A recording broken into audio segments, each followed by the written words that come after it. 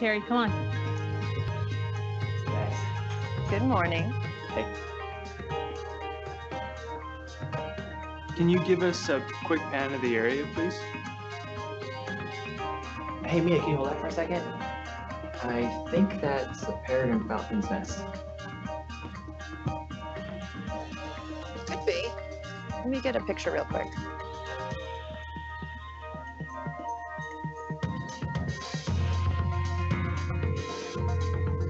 Hey, Jake.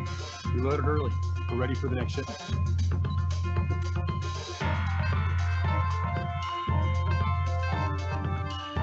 Who was asking me about shipping early?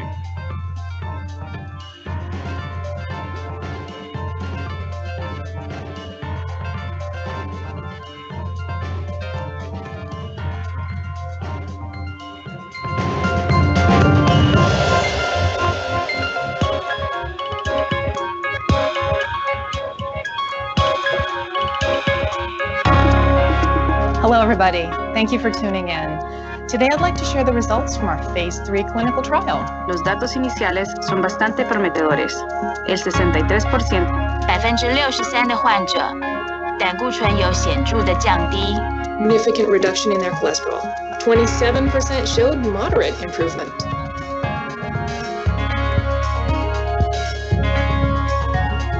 Good morning, doctor. Good morning, Eleanor. How are you feeling? I'm feeling good. Your numbers look great. We're going to cut down on your medication. Great. Tell me I can skip my next appointment. I think we can save you a trip to the city, but you have to let me know if anything changes. Okay, thank you.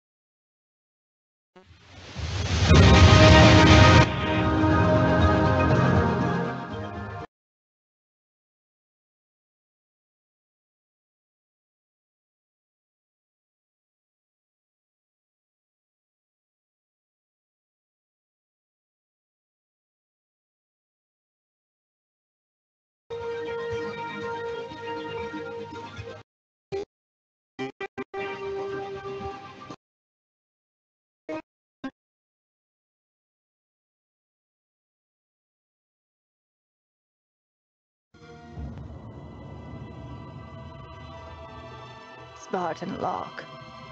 I have spent enough years with Oni to know the truth. Once this is over, after all we have done, they will order you to kill us both. All the doors are locked. Everything's going dark. Mayday, mayday, this is Corporal Boudreaux. Some kind of code knocking everything offline. Over the last 72 hours, 5 colonies have experienced identical events. Massive destruction. Hostile contact! Go! Run! I tried to warn you this was happening. I mean, how are we even supposed to bring them in? Ask politely. You're to return to infinity immediately. Negative infinity. I don't like it. 117, stand down. This is your one chance to come home peacefully.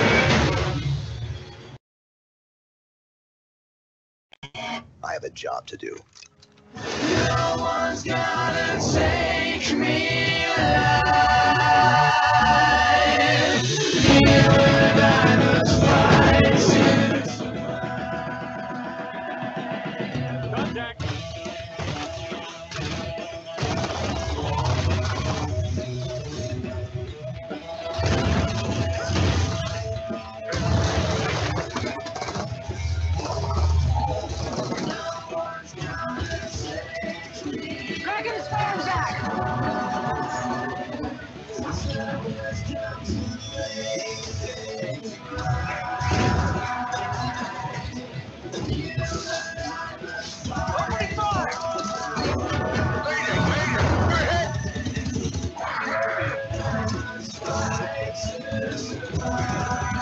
Hello and welcome to the Tech Tips webinar series for small business. My name is Christopher Lorenzana with the U.S. Small Business Administration. The SBA has a simple mission: to help people start and grow businesses. We do that by providing billions of dollars annually in access to capital, by helping small businesses earn their fair share of federal government contracts, and by funding a nationwide network of business mentors with expertise in every field of business. To find your local resources, please visit sba.gov. Small business owners understand the importance of technology in running their business effectively and efficiently. The SBA and Microsoft have partnered to present a series of webinars to help you use technology to run and grow your business. We're proud to inform, educate, and connect entrepreneurs to resources that help their business grow. We hope you enjoy today's webinar.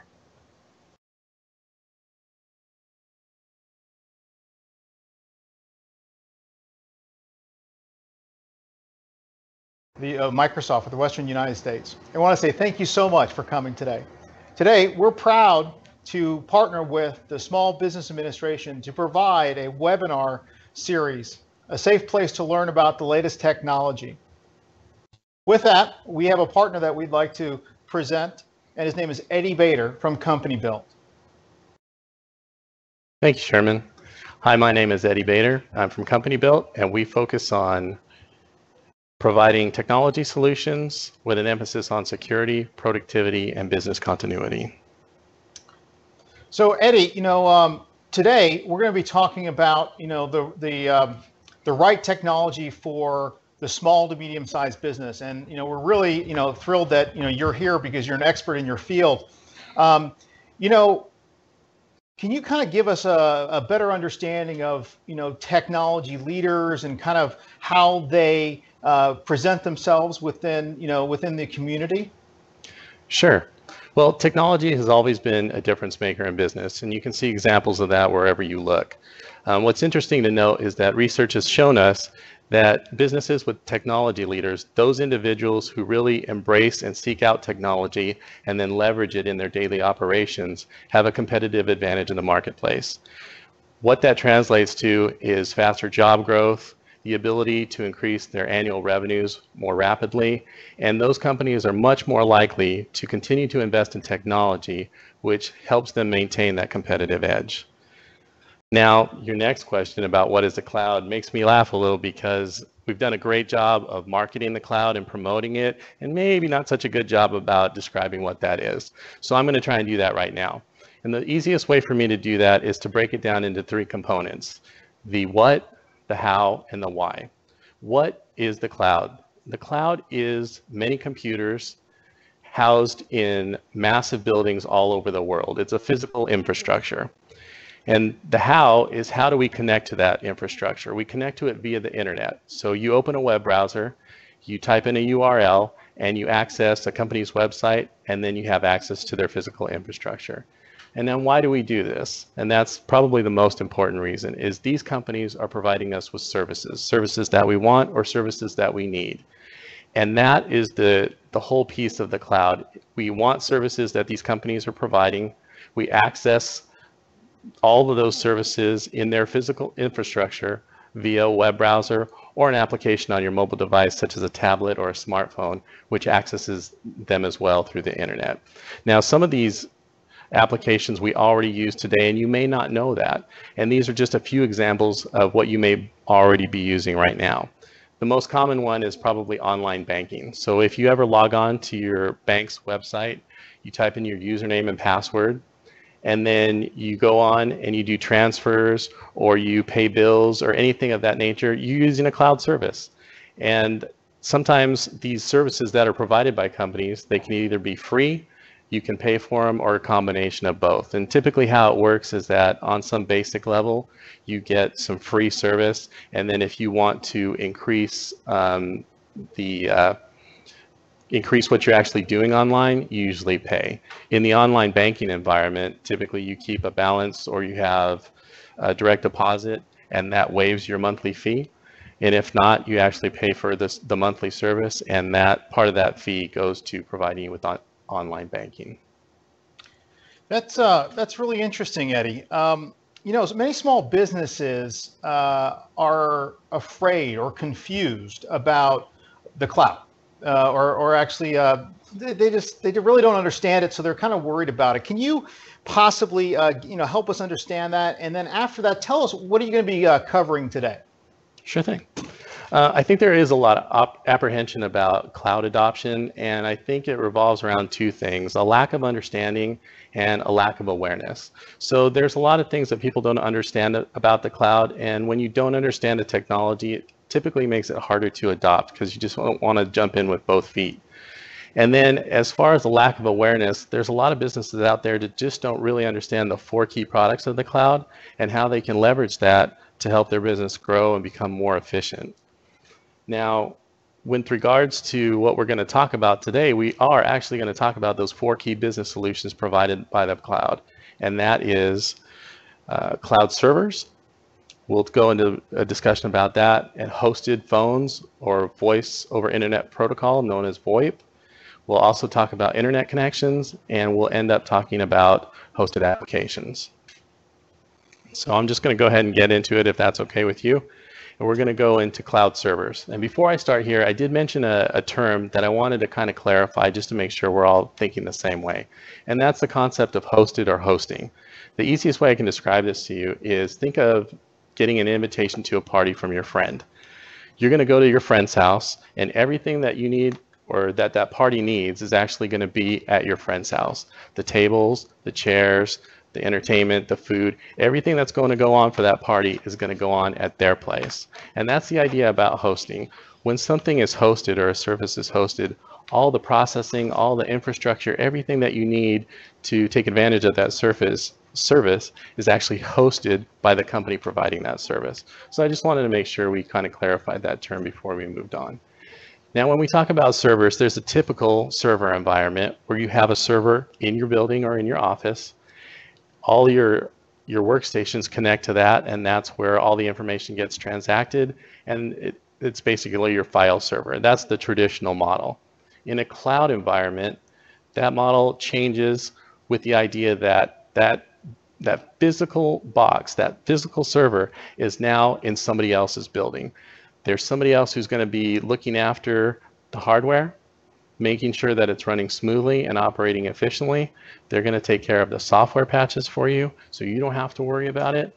They're also going to make sure that the environment is physically secure from intrusion, not only physically, but cyber security as well.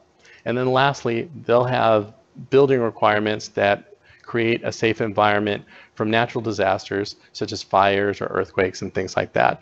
What you really get with a service like that when you host your server in the cloud is you get to offload a lot of those tasks that maybe aren't in your wheelhouse, things that you wouldn't normally do, and you can have experts take care of that kind of thing for you. Now, when we look at the slide again, it's important to look at the economics of on-premise, which is in your office, versus cloud servers. Typically over a 5-year period, you can look to be spending anywhere from $18,000 to $25,000 to maintain a server. And that's really just routine maintenance without any issues. So it can be quite expensive to have that. And trust me, having it in your own office is never going to be as secure as it is having it located in an infrastructure that is provided for you, because those places, like I said, typically those ceilings are steel reinforced. They have halon devices for fire suppression, and they have a host of other things that you just couldn't possibly afford to do if you had it in your own office. Now, the next thing I want to talk about is virtualization. And this is a key concept, and this does not necessarily apply just to cloud computing. This can be actually, you can have it on your on-prem server as well. Best way I can describe virtualization is think of a storage facility. You go to a storage location, and it's a big property that they've built up little units and divided those spaces. Some are big spaces, some are small spaces. You decide how much you want, you rent that space, and you use it as you need it. And in the cloud, you do the same thing for your servers. You determine how much space you need, and then you use that space. And as your needs grow, what's great, and unlike that storage unit per se, if you had to get a bigger space, you'd actually have to physically move all of your stuff out of that smaller spot and put it into a bigger spot. With virtual technology in the cloud, it allows you to just actually, you call the company and say, hey, I need more space. We're growing, we're expanding, we're doing whatever it is we're doing. We need more space. And they actually take care of all that for you. And it makes it very seamless, and it makes the process very easy to handle and very easy to manage because you have experts doing this work for you. And all of this stuff, when we talk about cloud servers and things like that, it's referred to as infrastructure as a service, or IaaS. So when you hear that term, know that this is what they're talking about. Next, we're going to talk about the right balance for your business. And this again goes back to the flexibility and scalability of the cloud. Because you may not know exactly how much you need when you get into a cloud environment, it's perfect because you can take a little chunk and expand as you need it. As your business grows, then your needs grow, and you again can call your provider, expand your footprint, and they're more than happy to take a little extra money from you and give you that space that you need. And finally, with this concept and cloud concepts in general, what you're looking at is you get what you need when you need it, which is one of the things that makes cloud very special for small businesses. What it does is that it allows you to grow as you grow. And if you have a business that happens to be seasonal, let's say you're busy June, July, and August, you can actually ramp up all your requirements for those 3 months and then ramp them down when the slow period comes back. And what that does is it allows you to spend money when you need it and not throughout the whole year, because you have to invest up front for things that you might be only using for 3 months. So that's a huge benefit for small business.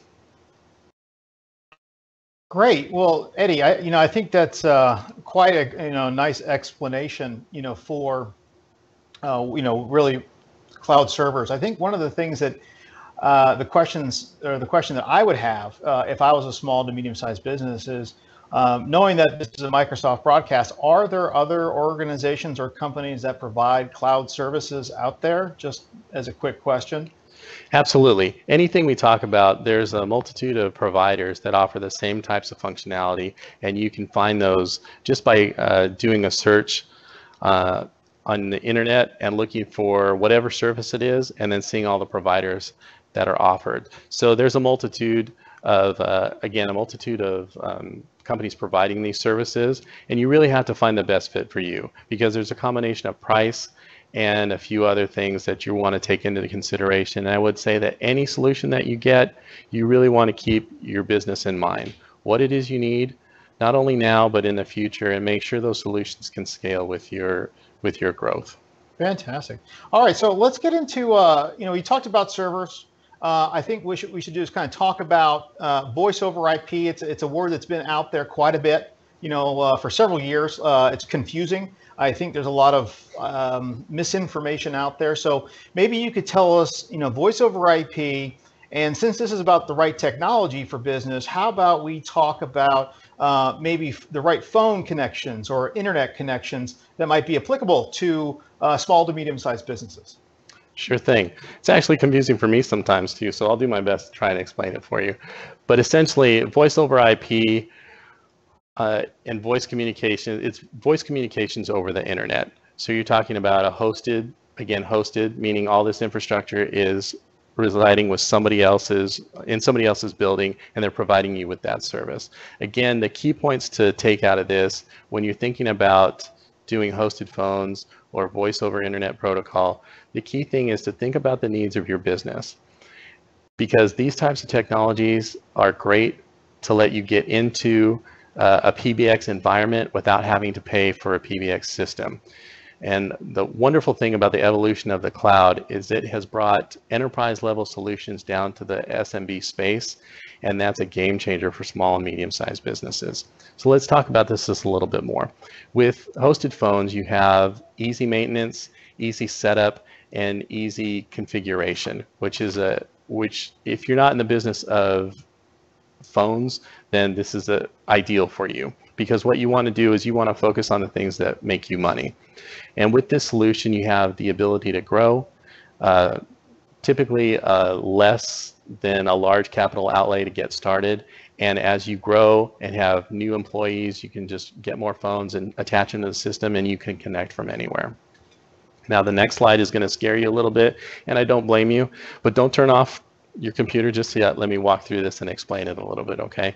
So what we have here are typical configurations for small, medium, and large businesses. And it's not important that you necessarily understand all these terms, but you need to use this as a framework to understand what's out there and available for you.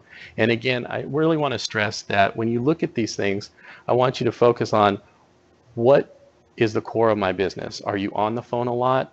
Do you typically make a lot of phone calls? How many people are in your office or in your building that are going to be on the phone?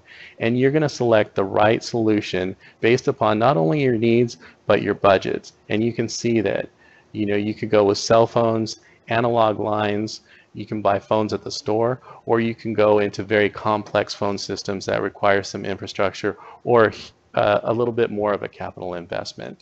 One of the things that's important to remember with hosted phones is that there's best practices, and typically what we like to do is we like to segregate data and voice lines, because that helps ensure call quality as well as your data quality. So sometimes if you have a really busy office that's always on the phone, you want to make sure that those lines are segregated so that you have each data and voice has its own line to work off of. And that's just a key point for you to remember. Eddie, you know, real quick, you know, sure. If you go back to that, you know, the slide, would you say that a lot of small to medium-sized businesses could potentially be overbuying when it comes to phone systems and things that wouldn't really work for them? Absolutely. I think there's a tendency for those that may be apprehensive about jumping onto the bandwagon, there's those that are just jumping the deep end right away without doing a little research first. And either one of those can be potentially detrimental to your business. So I would say that when you think about all these different types of services, you really need to ask yourself, again, what are the needs of my businesses? How big am I? And one of the most important things is what kind of budget do I have for this particular service that I need?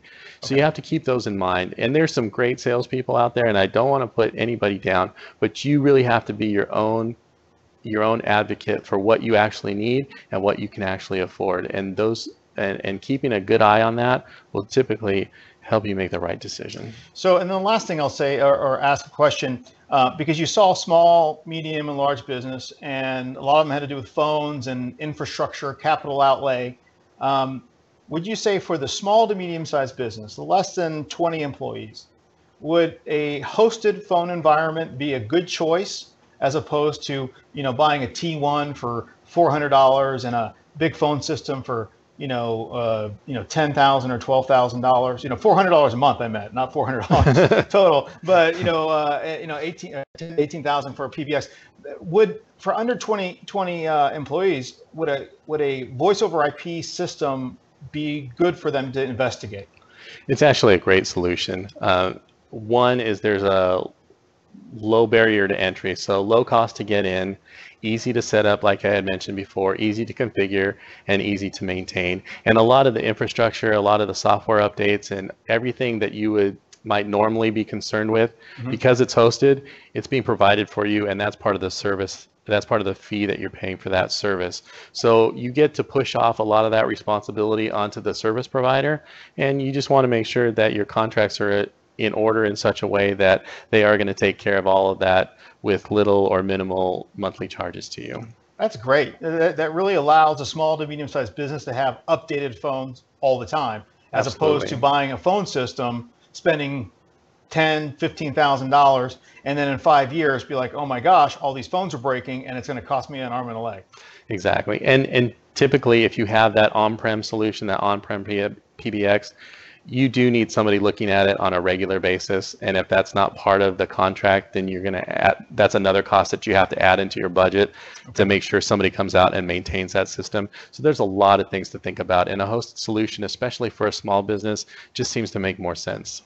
Fantastic. Thanks. All right, let's get into the internet piece of it. I'm really interested to hear about that. Sure thing. So as far as internet goes, you have a wide variety of choices. And you can see here that for small and some medium-sized businesses, DSL and cable will work just fine. With the speeds that are available these days, that typically covers most of your needs.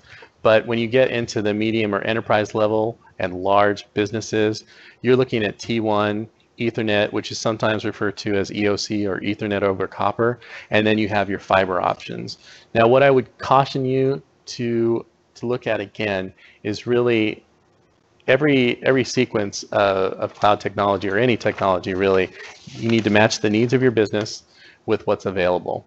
Now, I know from experience that fiber can pretty much be bought for the same price or cheaper than Ethernet and T1 in some cases, and you get a much better product with fiber. Most of the big companies are preferring to trench for fiber, and they don't really want to support the EOC anymore. So those are things to look at. But I will tell you that if you decide to go into cloud solutions and hosted solutions, there's other things to think about and consider. Just like segregating data and voice lines, you also want to potentially have a backup.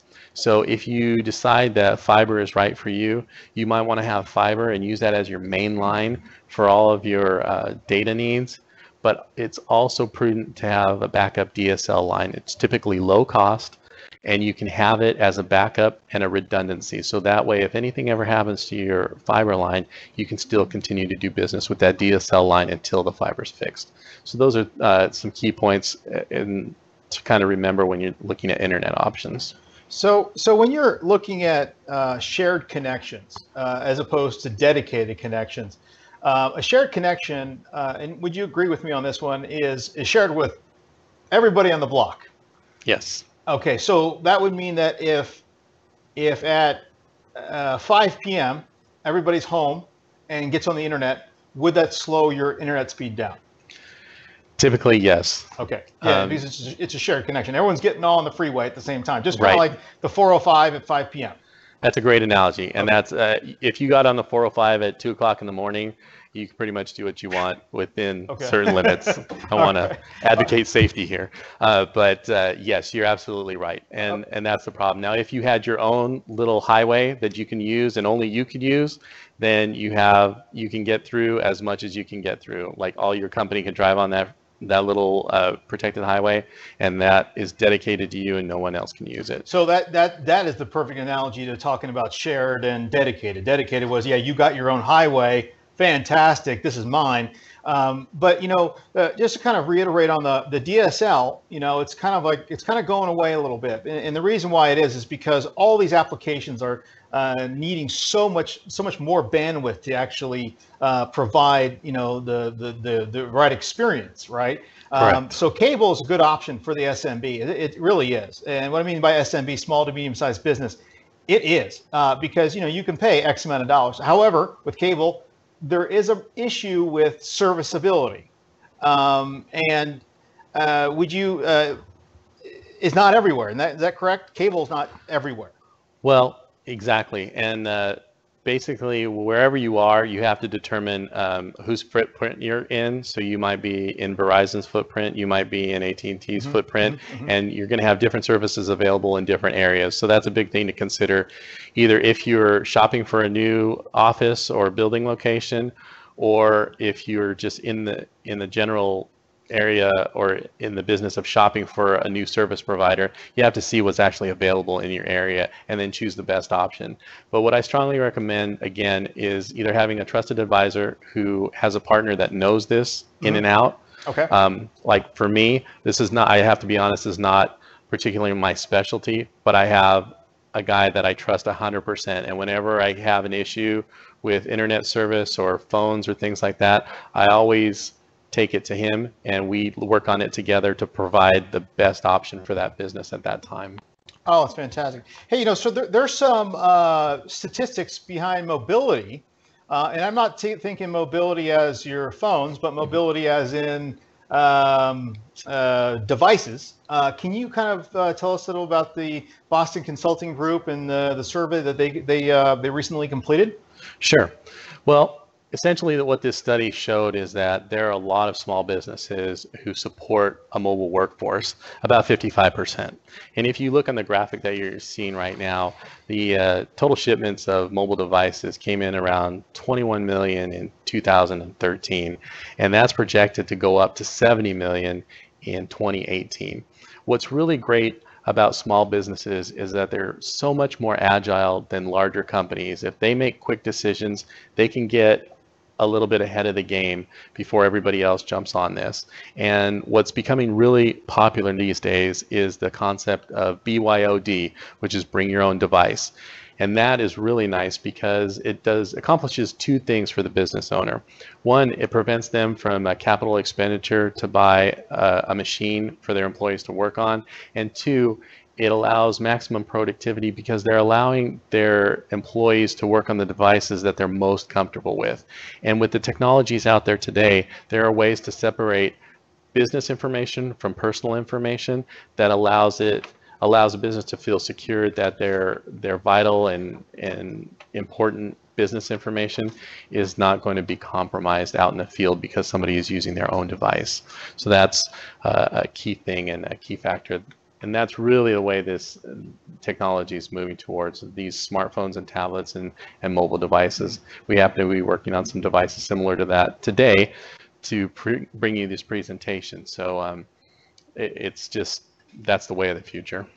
So Eddie, we're going to get into software as a service next, and hosted applications. And I just want to preface this that we're highlighting a couple things here from the Microsoft level. However, there are other solutions from other organizations that are Absolutely. very similar to this. So we want to make that clear. We're here to educate and provide tips to the small to medium-sized business market. But I just want to clear that up, and you would agree that there are, when you're talking about these future ideas here in just a second, you'd agree that there's other solutions for the other options as well. Absolutely. Like I said before, when we talk about any types of the solutions that we've been talking about before, whether it be cloud servers, hosted phones, or even internet providers, there's a lot of competition in the marketplace, which makes it great because you have a lot of choices. And if you are more comfortable with certain products than others, you can focus on using those in your business.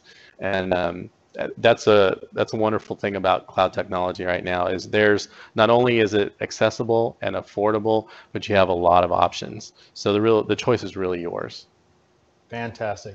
All right, let's get into software as a service. Sure thing. So now we're talking about this hosted applications, and we kind of went over this again. Hosted means that all the infrastructure, everything's being maintained by the company that's providing the service, and you're accessing this service via the web.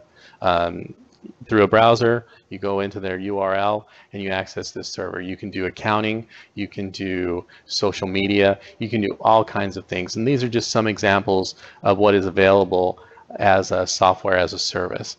So the typical things that you might have, before you might have received a disk, you went to the store, you bought an application and it came with a CD, you put that in your computer and you stored it on your machine, and then you ran the application from there. Well, now all that processing is taking place in the physical structure of the cloud on somebody else's machine at somebody else's building. And keep in mind that we have a few examples of hosted applications here, but again, as Sherman mentioned, there are many competitors in this market, and these are just a sample of what's available out there.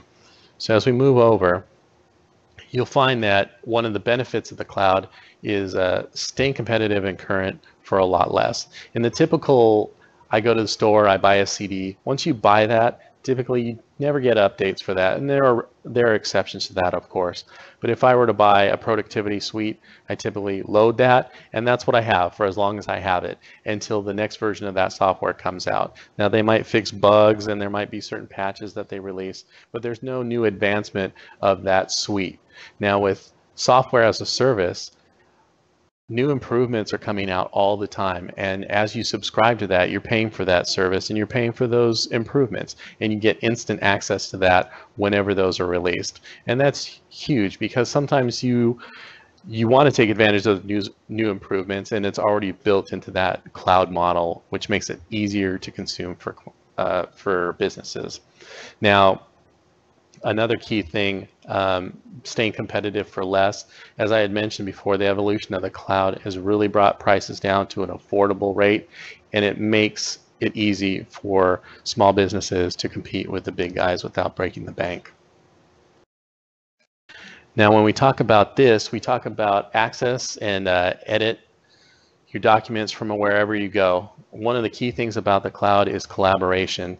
And what you can do here is you can have, because you're accessing this information in the cloud, all you need is a web browser. You can do it from any computer, basically from any location. As long as you have internet access, you can access your documents and do business as you normally would, as if you were in your own office.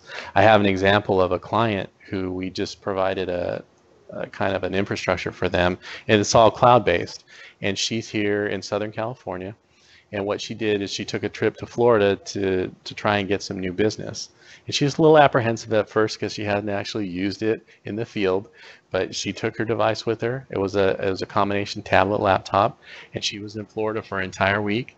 And when she got back, she sent me a wonderful email that said, "Hey, you know what? Thank you so much. I was able to do my business as I normally would. I had access to all my files. I can show them the documents that I needed to."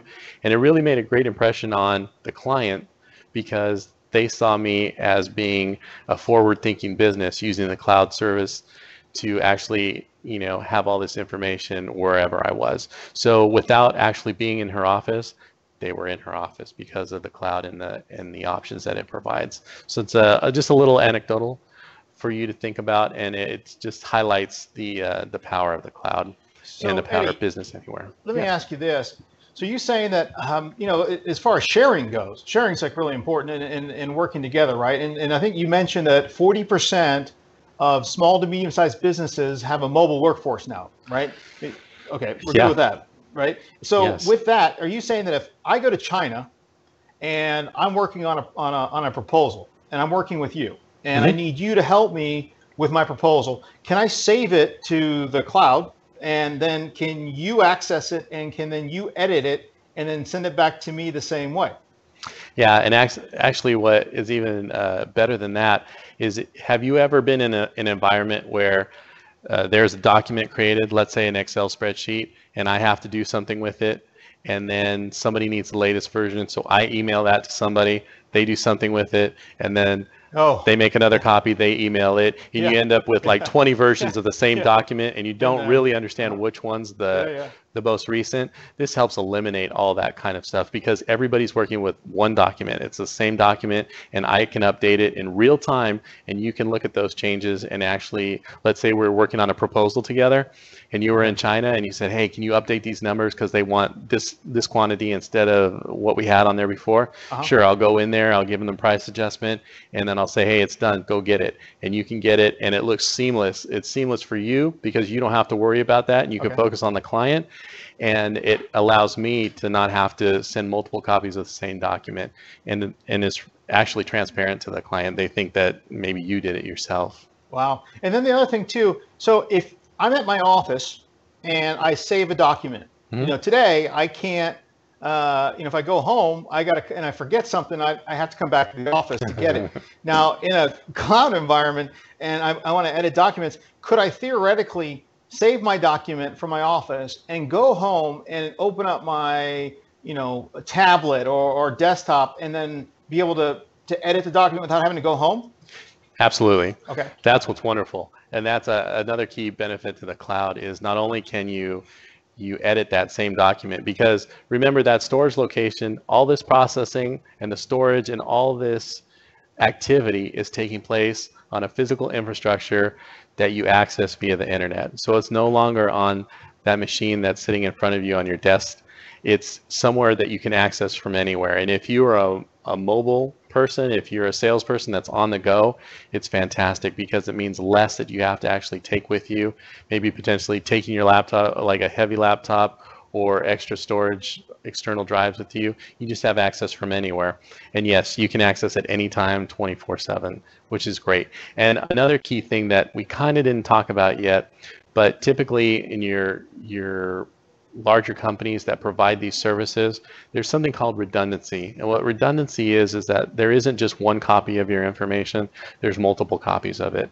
So a lot of companies will talk about another term called co-location. And what that means is that you have not only a data center on the West Coast, but a data center on the East Coast, and some have one in the Midwest. And what that means is your data is replicated in all those spaces so that if something happens on the West Coast and that data center, heaven forbid, something happens to it, then you still have your data and it's still protected and you can access it, and that's part of the business continuity plan where you can continue to do business as normal even in the event of an unplanned disaster like that. You know, I hear a lot about people saying, you know, Sherman, it's just not secure. It's just not secure. And then I counter with, you know, is your office that secure? Do you have blast doors and generators and those kinds of things? Can you maybe elaborate on the security portion of it?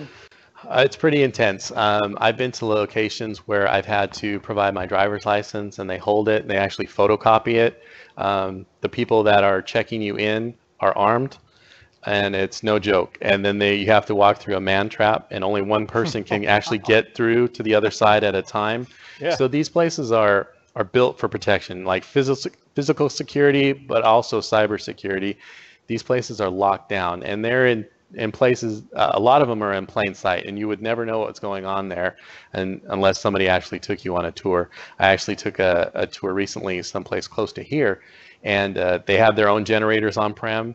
They have about 10,000 gallons of gasoline on-premise so that in the event of a power outage, they can still continue to run this whole operation and provide those services to all the people that are depending on them. It's a big operation, and it's one that would be almost virtually impossible for an individual business to do on their own. Wow, that's amazing. Oh, okay, great.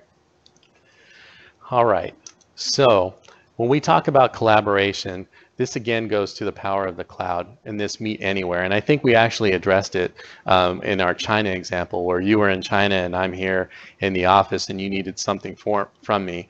Easily updatable, we're all accessing the same information, and there aren't multiple copies and potentially misinformation that is getting communicated out there.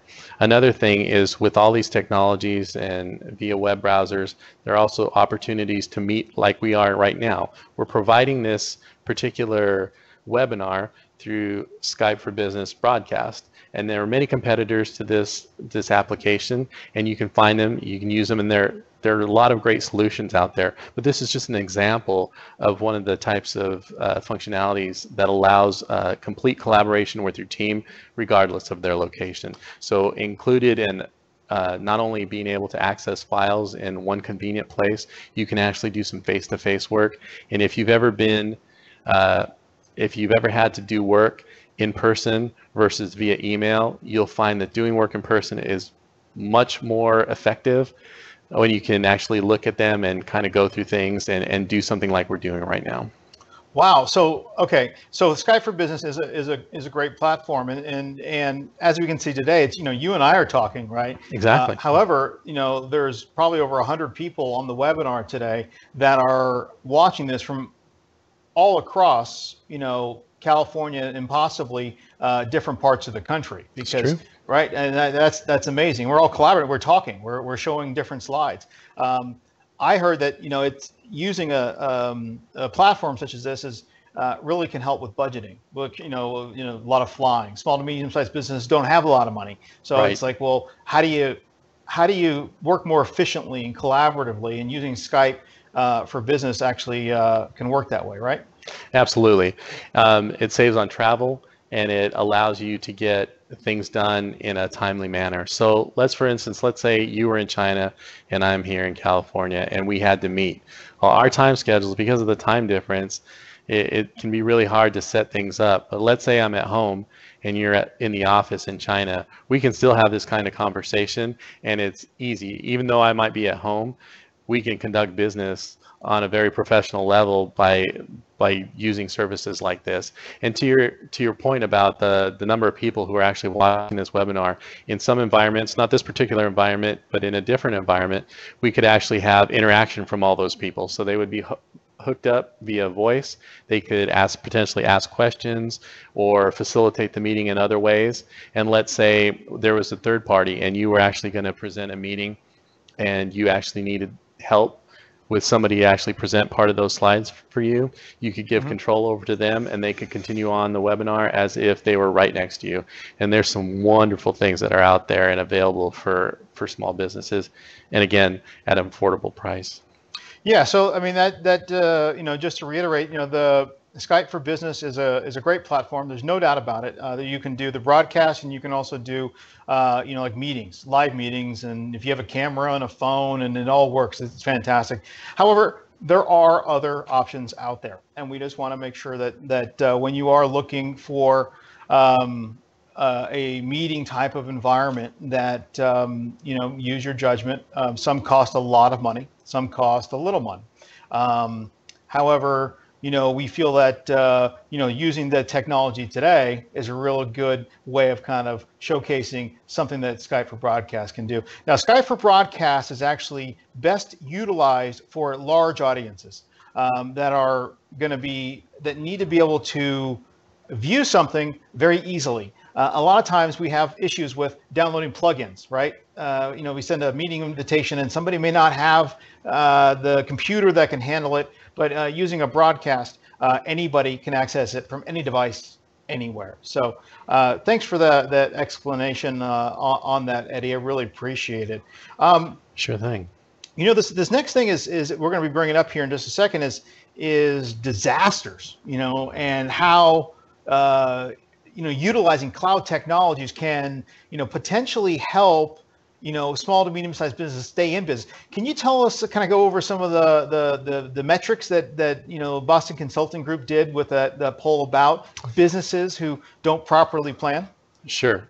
And a lot of things, there's a lot of things to consider when you talk about business continuity, and the term business continuity is really what that means is your ability to continue to do business even in light of unplanned events, whatever that event might be. And that could be a physical disaster, that could be a cyber issue where somebody has gotten into your information or data, or you've gotten a virus, or potentially even you or somebody in your company has deleted something that is very valuable, like deleted a file that you use every day. So it's important to know that there are different types of unplanned events. A lot of times we focus on the fires and the tornadoes and the earthquakes, and you might be thinking, well, that kind of stuff doesn't really apply to me, but there are other things that do. And I will tell you, it's more likely that you will suffer from something, from a deletion from somebody within your company or a virus that somebody allowed to get inside your network than you would from maybe a natural disaster. So that's important to remember. Now, when you look at this graphic, the one thing I really want to point out, and this is a FEMA statistic, is that 40% of businesses hit by a disaster never reopen. And that's a startling statistic when you think about it. The magnitude of that is that these businesses had no backup plan. They have no kind of contingency to get themselves back up and operating in any decent amount of time. And while they're down from their disaster, they just can never recover, whether it's a combination of customers leave or the expenses to get themselves back up and running is just too great and they can't handle it. Whatever it is, 40% is a large number. And with cloud services and redundancy and co-location, all things that we've talked about a little while ago, there's no need for that number to be so high. So the key thing here is, one of the things I want to talk about is there's file backups and there are image-based backups. So, and there's a big difference between the two. In file backups, what you're just really doing is you're just making copies of a file. So if you go to your computer, you have an external hard drive, you copy all that, and that is a file backup essentially. And there's multiple ways of doing that. There's services that do that all the time. But in the people that I talk to often, they say, oh yeah, I back up my stuff all the time. I have it on an external hard drive. And I say, okay, where's your external hard drive? Oh, well, it's in the drawer next to my computer where all the original information is. And like, well, what good does that do? Because if something happened to the computer in that environment, it probably took out that hard drive that was sitting right next to it. So that's something to consider. When you have backups, regardless of what type you do, either file-based or image-based, you want to make sure that that backup copy that you're counting on to protect you is actually somewhere else that's safe, and that you do these backups on a regular basis, and then you also check to make sure that those backups are valid, that you can actually get the information that you thought you would get. The last thing I'll say about this is that image-based backups take a copy of the entire environment. So they take a copy of the operating system, all the applications that you had loaded, along with all the files and the file structures. And that's really important, because if you want to get back up and running in a short amount of time, an image-based backup is the way to go. Because once you have all those files, let's say you have Excel and maybe some accounting files that you had and you saved it, that's fantastic. But now you have to get to a machine, you have to load all those applications and then load those files, and then you can start working again like normal. In an image-based backup, typically these services that are offered via cloud or a hybrid where you have a physical device that's also connected to the cloud, you can be back up in minutes to hours instead of days and weeks. And I think by utilizing that technology, we can actually bring that percentage of businesses that never reopen down much further.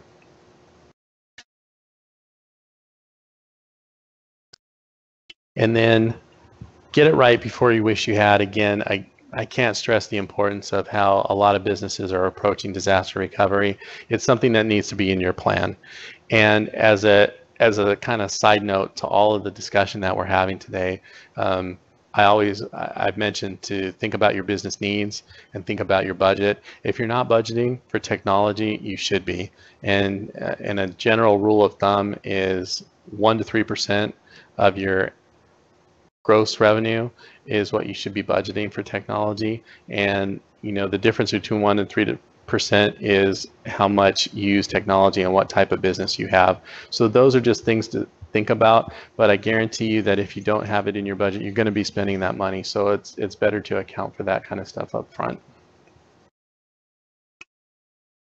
And then never you lose your latest files. And some of this seems repetitive, but it's worth talking about again.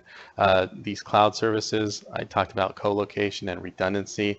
The whole purpose of that is to never lose all the important work that you have.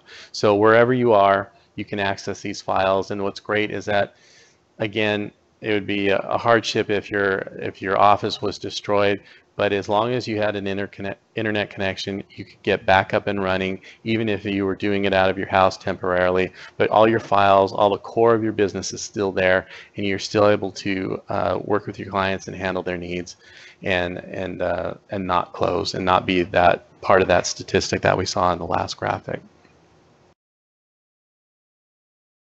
And then here, get your critical business apps back up and running in minutes. Again, this is the type of image-based backup I was referring to with the cloud solutions that we have today. This is all possible. The SLAs or service level agreements that companies are providing nowadays guarantee 99.9% uptime, and that's important. You want to make sure that the companies that you're dealing with are trustworthy and that they have as much of an interest in keeping you up and running as you do. So think about that. Make sure you do your research, whoever you decide to work with, because there are differences between companies, and you want to make sure you know what you're getting. I would say this to all of you, even the large companies, but especially small and medium-sized businesses. All these cloud services usually come with some kind of free trial where you can try it for 30 days before you make the commitment to go and subscribe to the service. So if you can, leverage that 30-day free trial and really make sure this is the right fit for you. Eddie, thinking about, getting your critical apps back up and running, I remember it was, Katrina came, right? And, you had, it was horrible storm, a lot of businesses out of business, but it was the businesses who had their business kind of in the cloud that stayed open. Because even though their actual storefront may be down, right? Or their main office was closed because they couldn't get any employees there, everything was still kind of in the cloud, still running. Their phone system still rang because they were part of a hosted phone system over the internet, right? Right. Okay, and then they're able to get back up and running and kind of keep things going until they could actually get back in the office and get kind of back to real business. Yeah, it almost provides, if it's fair to say, kind of like a triage to make sure that you can get back up and running until you're completely healthy and operating and doing business like you normally would. For instance, when you said something about the phones that made me think about a solution that I use. I use a phone service, and it's a hosted service. And what it does is it provides me with an 800 number, and it rings to my cell phone, and to the other people in the company, it rings their cell phone. We have our own extensions. We have a phone tree. So if you're looking for sales, you're looking for me in particular, or you're looking for technical support, you can just press the number you want, and it's automated. You set it up once, and you're good to go. And as we bring on new people, we just add their extensions to the tree, and it's available for anybody who calls into that line. And that's something that would have been really helpful for those people if they were just on analog lines and didn't have something that was ready to go right away. The total infrastructure in the areas affected by Katrina was just devastated. There was no analog lines that you were going to be able to use. So cloud-based services were fundamental. And the last thing I want to say about security in regards to cloud services is one of the things you want to make sure of is for anybody who's worried about safety and security and things like that, there's what we call encryption. And if you're not familiar with encryption, it's basically coding information that is not easily readable. So if I were to send something that was in plain text via the internet, and I said, "Hi, my name is Eddie Bader," it would actually, the packet that sends that information, if it was grabbed by somebody and they opened it, they could read it, "Hi, my name is Eddie Bader," and they would have that information, whatever information that was. But if I encrypt it, that means I code it in a way that if somebody were to catch that information without having the decoder or the key to decipher that information, it would all be gibberish. So one of the ways to keep your information safe and what you should be looking for is when you transmit data, make sure it's encrypted before transmission, and make sure it's encrypted once it lands to its final resting point. And you should be set up in a position to not have to worry about cyber hacks or anything like that. That's great. That's absolutely fantastic. That's a great tip. So with that, I just want to thank you, Sherman, for having me here. I really appreciate it. And to those of you viewing, I hope this has been helpful to you. Please feel free, if you have any questions or you'd like to learn more, by all means, you can contact me here at this information, and I'd be happy to sit down and talk to you either over phone or in person and really help you out. I have a huge interest in small business, and I want to see you guys succeed. So by all means, however I can help, please reach out.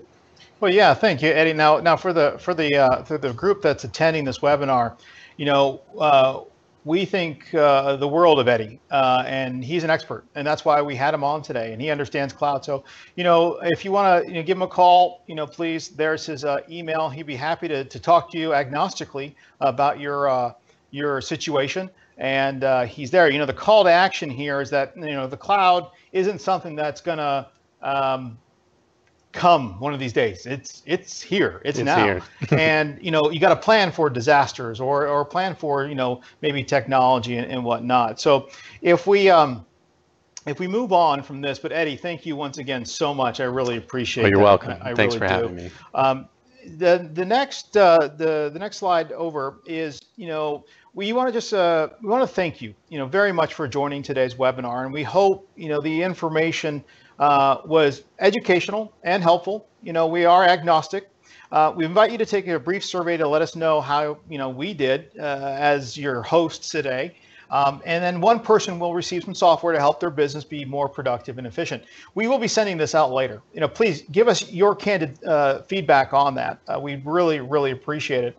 And to put in summation of today's webinar, we learned about cloud servers. We learned about voice over IP. We learned about software as a service, right? Disaster recovery. We learned about a lot of things today. We learned about how the small to medium-sized business needs to set up their business correctly with the right internet connection and phone connection and whatnot. So, we are here today to help you understand technology, to help you make informed decisions, and to win the hearts and minds of the small to medium-sized business. So from Microsoft and Eddie Bader from Company Built, thank you very much for joining our webinar today. We look forward to seeing you next month on the next webinar series. Thank you again. Bye-bye.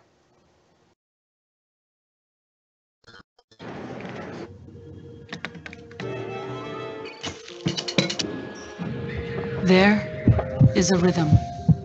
You have to listen to hear it. It beats inside each and every one of us. It beats like a drum. It says, get out there. Create. Do something special. It is the rhythm of inspiration.